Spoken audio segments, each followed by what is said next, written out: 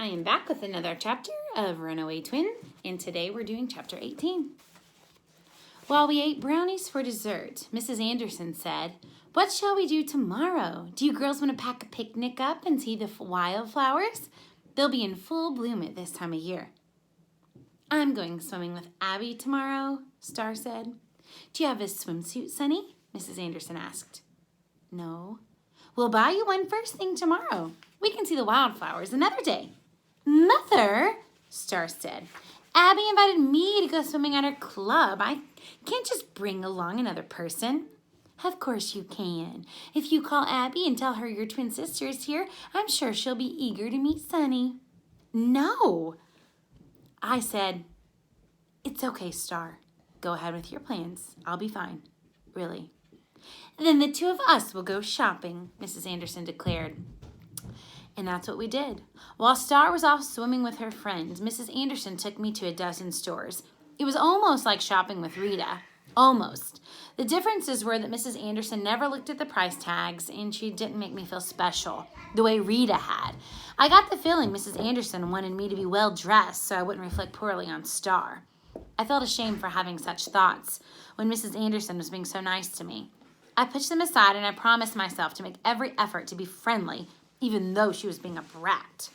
By the end of the afternoon, I had 2 new pairs of jeans, a pair of shorts, 3 tops, a sweater, some socks, sandals, and a pink duffel bag to fit all of my stuff in. "Thank you," I told Mrs. Anderson. "I love everything you got me." "Well, I hope this is the first of many shopping trips. Next time, Star can come with us. Even though you and Star are fraternal twins rather than identical, I see the same sweet personality." I didn't know what to say to that, so I said nothing. When we got home from shopping, there was a voicemail message from Star saying she'd been invited to stay at Abby's for dinner and would be home around 8. Mrs. Anderson looked angry when she listened to the message, but she didn't call Star and tell her she had to come home. Mrs. Anderson arrived home from work shortly after we returned from shopping. "I thought I'd take my girls out to dinner to celebrate being together," he said. "Star is eating at Abby's house," Mrs. Anderson said. His eyes narrowed briefly before he said, "Well, do you like Mexican food, Sonny?" "It's my favorite." "Well, then that's what we'll do." We had a delicious dinner at a Mexican restaurant, and then they showed me the town's public art. There was a huge loggers' memorial sculpture that showed a pair of oxen pulling down a downed log.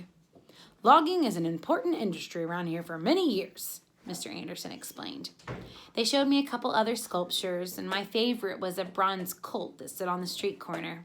After the tour, we went home. "There's still plenty of time for ice cream," Mrs. Anderson said. "No, thanks. I had dessert at Abby's house." "Sonny and I had a good shopping trip," Mrs. Anderson said. "Would you like to see what we bought?" "I'm really tired," Star said. "I'm going to bed early." Mr. Anderson opened his mouth as if he wanted to object, but he said nothing. I got the feeling Star's parents decided not to push her. After Star went upstairs, I excused myself and went into the den. I heard the TV go on, and Mr. and Mrs. Anderson were talking in the living room.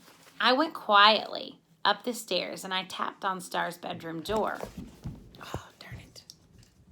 Sorry, I lost my page in my book.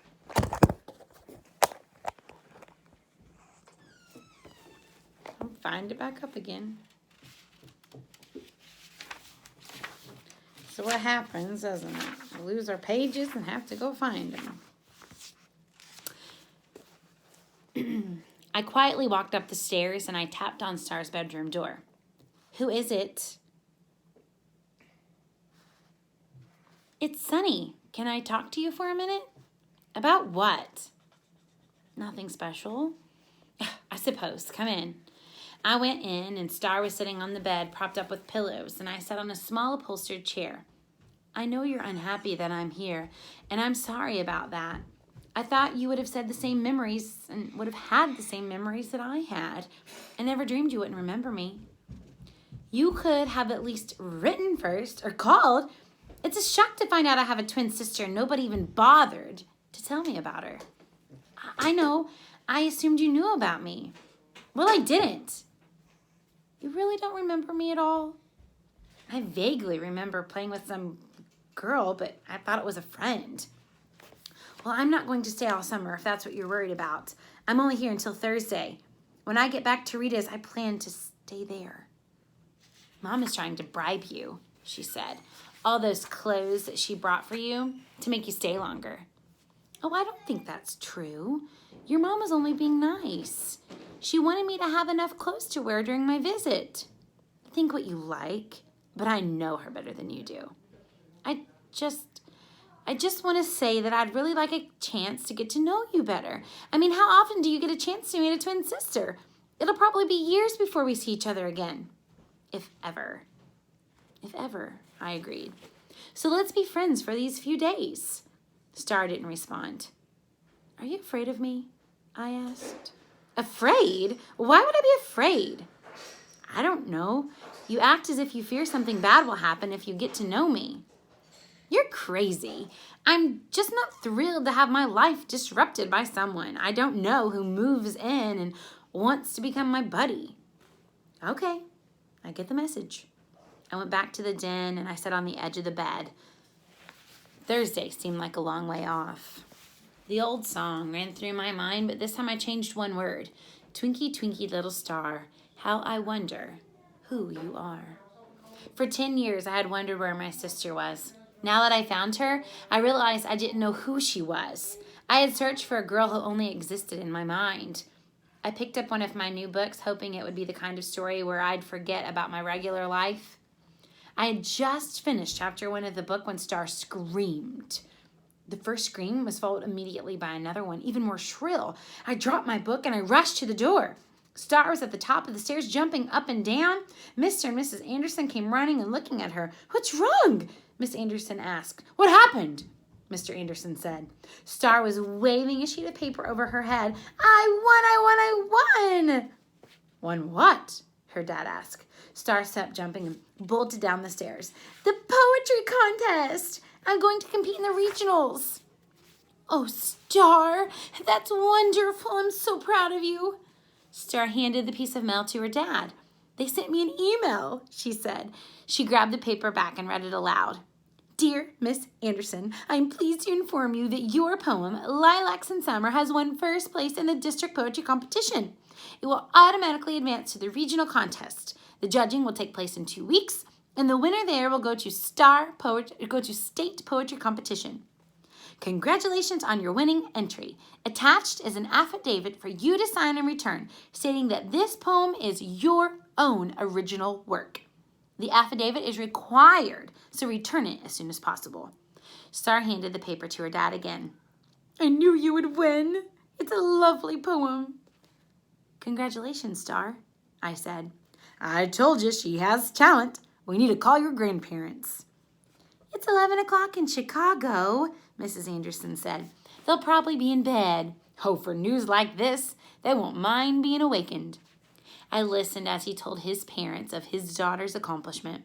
Then Star got on the line and accepted congratulations, and I kept waiting for them to mention me, but nobody did. Did the grandparents already know I was there, or had my arrival not been newsworthy enough to merit a call? When the call ended, Mr. Anderson said, Do you have extra copies of your poem? No, but it's on my computer. Let's print out a few. Grandpa wants me to mail him one. The three of them went up to Star's room, talking, and I'm going to notify the newspaper tomorrow. They'll send a reporter out and a photographer. I returned to the den and I picked up my book. I thought about how many times in my life a good book offered me a way out of a problem situation. From the time I learned to read, whenever I was placed in a new foster home, I got myself a library card as soon as I could. I tried to always have at least 2 unread books, so that if I needed to escape my real life, I had other fictional lives waiting for me. Books had taught me new ideas and had shown me new ways of life that I would not have known about otherwise. They offered a refuge when, like now, real life seemed too hard. I was glad Star's poem had won, and I was happy to see Mr. and Mrs. Anderson's pride in their daughter. But I wasn't part of their celebration or their family. My dream of a permanent home with Star had been a foolish fantasy. I picked up my book and I began to read. There are only 2 more chapters left, 19 and 20, and we'll be finishing that soon.